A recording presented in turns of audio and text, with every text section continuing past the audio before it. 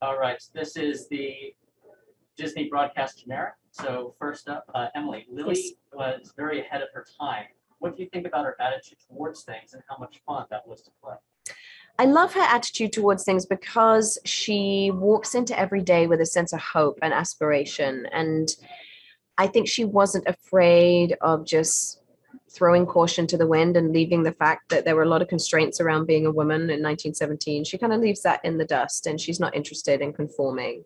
And I think that that's a really emboldening character to play. And I want little girls and boys to watch that and see that that's important, you know. Welcome. Dwayne, what was it about this story and about Frank Wolf that made you want to jump in? Well, the story was ambitious and that we were building a world.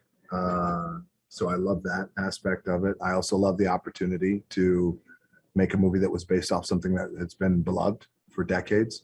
And also from a character standpoint, something that was a departure for me to play. And I thought that people would enjoy seeing me. First of all, I would love playing this role because they don't come to me very often, where I am more slick and a shyster and a con man and can't be trusted, but yet try to be a little charming to get my way and looking for the quick buck and the next hustle. So those elements attracted me. And then to work with this one. Thank you. Nextly, you clearly have a great chemistry on and off screen. Other than getting along, how is that a real positive thing during film? So chemistry is such an interesting thing. I've had experiences where you know when you have it naturally and you know when you don't have it naturally, and you can fake it and it's totally fine and it's totally doable. Like she has with every other male star. Every other male star. Yeah, we'll see. But if you have it naturally, and I knew we had it naturally when we first met, we just had this immediate rapport that was like effortless. And I was like, we're going to have fun. And I think if you have that instinct of we're going to have fun, then you know the scenes are going to chemistry is funny. It's actually not this person and this person. It's the space between them. That's what I think chemistry is. And like, that's when the scene comes alive and where you can stretch them around and improv, and because you know you're safe with your scene partner. You know they can see where you're going. They're going to catch you and respond and catch you and respond. And that's when the scenes just have this life. Yes. So if you naturally get along, I think that usually leads to a great on-screen chemistry. I couldn't agree more, because chemistry isn't just this and this. It's this. No, I said that. You did? I just said that, yeah. You literally plagiarized it, and it's like you blanked off and thought, I'll give this a whirl. Yeah. Oh. You see that? I'm sorry about that. Sorry about that. Yeah. What did you enjoy most about making Jungle Cruise? I'm sorry, See, he knows where the bread is buttered. Right, Jeff? You get it. What did I love most about working on Jungle Cruise? What did you enjoy most? Okay. Oh my gosh. I will say my favorite part was working with DJ and Jack. Like that was the bit that was like the three of us together confined on that boat just had endless fun. And I knew I just had the best scene partners in the whole world, and that was the thing. You'd walk into every day, like you'd run to work. So you just knew it was going to be a joy. It was going to be fun. And the scene would transcend what you thought it was. Like on the page, it was something. And then I knew with these guys, it would become something else. And that's fun for me. It's like that leap into the unknown every day of what this scene could possibly become. And Jama Colette Serra, our incredible director, is so free-spirited that he allows for that. And he carves out space in the day for that. And it wasn't too structured. We got to get this shot, this scene. It was like, let's see what happens. And you never get that on these big movies. The let's see what happens never happens. No. It's always so structured. So I'm thrilled about that. You can talk eventually in this interview. Like, I'll let you. Jack, can you fire one at him? Jesus. Just please. Just like, Well, the next one I have is that what do you hope, Dwayne, that you hope that audiences experience when they see them? What do you want to take away from this? A great time. Great time, a fun time, and getting wrapped up in this movie that's an adventure that has all these elements that I think are really appealing to everyone in the family. It's rare, when you make a movie like this. And it's also, I do want to go back to something that you were answering, because I will tell you that it's so rare for you to, because there's so many complex moving parts to making a movie, especially a movie of this magnitude, but it's so rare where every element, and basically talking about every individual, was a joy to work with. Because usually, you know, in something like this, Got a it's couple like, rotten eggs. well, you got a couple rotten eggs, you got to deal with this, deal with that. But this, in this case, amazing. And the craftsmanship of everybody, every crew member, everyone brought their was the A best. game. And it was just a really energized, creative atmosphere every day. It was wonderful. Great. And finally, the last one is that Emily, why should audiences root for Team Lily, and Dwayne, why should teams root for Team Matt? Listen, Lily's got it going on, okay? And that's why they need to root for Team Lily. You cannot rely on this one. He learns along the route to be more trustworthy and discover a word called empathy and friendship. But she has that going into it. So do you want to root for the person who has it innately in their bones, or someone who has just learned it and it's a little bit superficial and it hasn't quite taken root? Here's the thing. You want to vote and go with someone who has it all together, capable, talented, brilliant, adventurous, loving, empathetic, fair, exciting, inspiring, motivating. Or do you want to go with someone who will tell you this? Did you ever hear about the chameleon who couldn't change colors? He suffered from reptile dysfunction. Now, who do you want to go with? I'll see you guys. Come on. I'll see you on the Jungle Me, Cruise. right? Also, he has lots of alcohol, which is a massive bonus. Thank you very much. Appreciate it. Thank you. Let's go ahead and cut it, please. What were the aspects of the character that attracted you to the role of McGregor? What attracted me to the role of McGregor? I absolutely fell in love with his character from the moment I read McGregor in the script. I loved his sartorial splendor. I loved his dry wit. I loved the fact that he was slightly disdainful of the entire expedition. And I love that he gave as good as he got. Great. What did you enjoy the most about playing him? What did I enjoy the most about playing McGregor? I would say, and I'm ashamed to say this, that the wardrobe for me was one of the major attractions. I absolutely love the threads. McGregor really does carry the style baton in this movie and has some incredible looks. 3-piece suits. I mean, there was not an item of clothing that McGregor wears in this movie that I did not want to steal by the end of it. Cool. Tell us about working with Dwayne and Emily. What was your favorite moment? Working with Dwayne and Emily is an absolute delight. They are two rock stars and they are so fun and they have the most amazing attitude on set. You know, they don't take themselves too seriously. They're fun. They've got a great sense of humor, and they know what they're doing. In terms of highlights for me, I've got to say, as a wrestling fan, being able to have a fight scene with Dwayne "The Rock" Johnson was incredible. I got to punch the guy in the face, and I got pretty carried away when we were doing it. I'm not going to lie. I kind of wanted to throw in a Stone Cold Stunner, but the director said that that was not appropriate for 1913. All right, there were some incredible practical sets. How did they help you as an actor?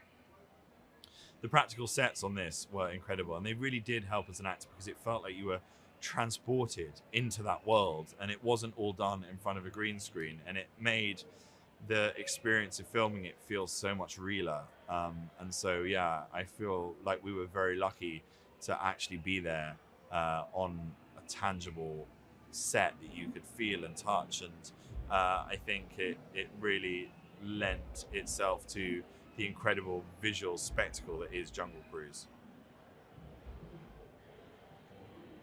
What was your experience working with the director?